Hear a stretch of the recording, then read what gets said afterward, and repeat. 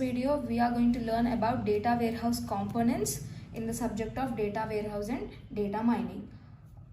So far we have learned about the introduction to data warehouse, the features of data warehouse, and what are the differences between the database and data warehouse, right? So in this video let's learn about the data warehouse components, and in the next coming video let us learn about the architecture of data warehouse, right? So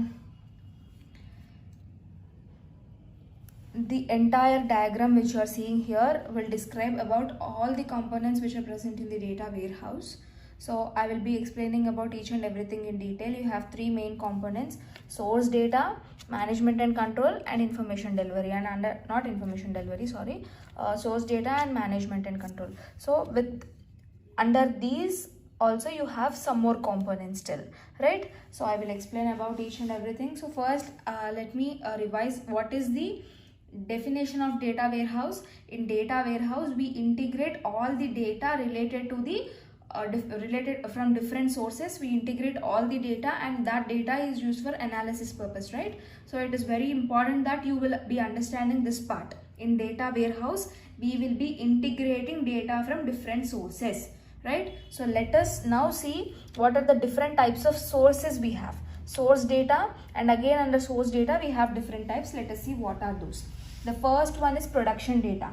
Production data includes how much production is done and what are the day-to-day operations running in the organization. All those data will be stored under this production data. Okay, simply in one word to say, all the production related data you can store in this production data segment. The next one is internal data. In internal data you will be storing all the data which is related to the organization. That means you can say within the organization, the data whichever is related to the within the organization, those kind of data are called as internal data, like some documents and some information related to its customers, and also some spreadsheets. All those data will come under the internal data, which is simply you can say data related to the organization. The next one is archive data. So what do you mean by archive data? Archive data is nothing but it is historical data. In the previous video I've explained, right, in data warehouse we can store historical data. So here archive data is nothing but the historical data. The next one is external data, which is nothing but the data which is related not inside the company. Outside data you will be having, right, marketing strategies, business strategies and all those things. Those are the outside the data which is related to the outside of the company, are called external data.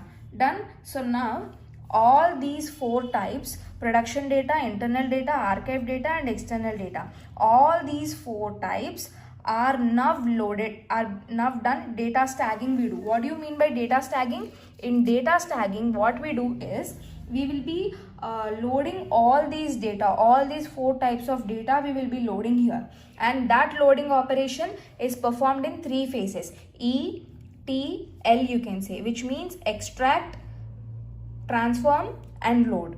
Okay, so I will explain about ETL process in detail in the next coming video, but for time being just remember that extract, transform and load, these three steps will be performed in this data staging phase. So after these three steps are performed, the data is loaded and it is again sent into three segments. Okay, now see, the second part is management and control. What happens here in this management and control means it will coordinate all the services and activities of data warehouse are coordinated and controlled and managed in this management and control phase. Okay, again in this management and control phase also we again have some components. I'll explain what are those. The first thing that you have to remember is this: the data warehouse DBMS. That means all the data which is related to this data warehouse is stored in this data warehouse DBMS, and this is the metadata. Metadata is nothing but data about data, right? So this data is about this data warehouse. So whatever the information is related to this data warehouse is stored in this metadata. Done. Next, the other component we have is data mart. So what do you mean by data mart? We already have data warehouse here, which is a huge collection of data. Again, what do you mean by this data mart?